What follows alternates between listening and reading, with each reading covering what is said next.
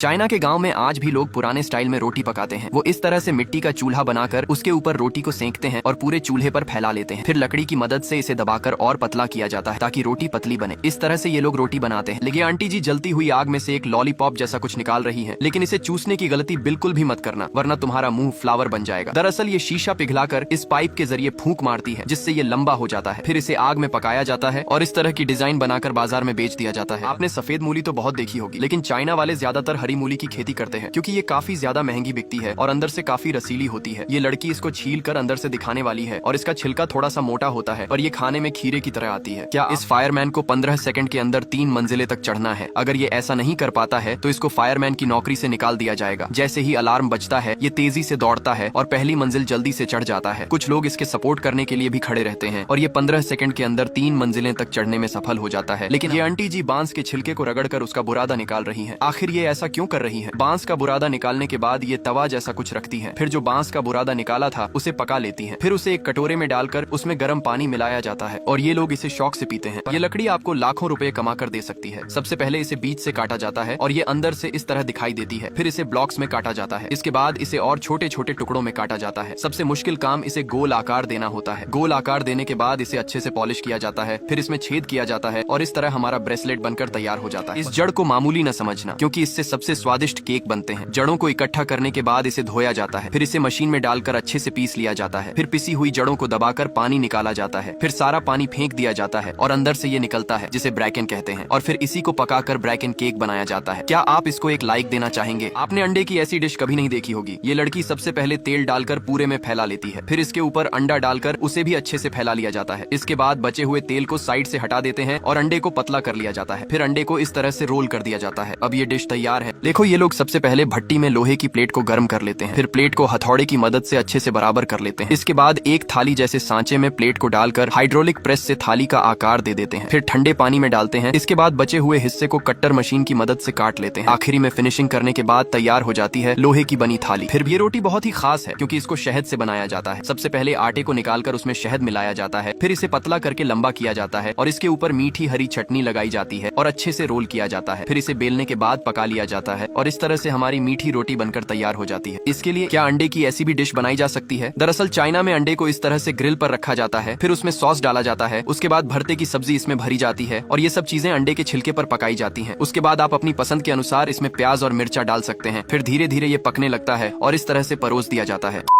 कभी भी इस गजब व्हाट्सएप चैनल को इग्नोर मत करना, क्योंकि इसको फॉलो कर आप करोड़पति बन सकते हैं और साथ ही दुनिया की हर अद्भुत जानकारी और हर महीने गजब चीजें जीत सकते हैं। जी हाँ, उस चैनल को फॉलो करने के लिए इस वीडियो के कमेंट बॉक्स में लिंक दिया गया है। अभी जाकर हमें फॉलो करो।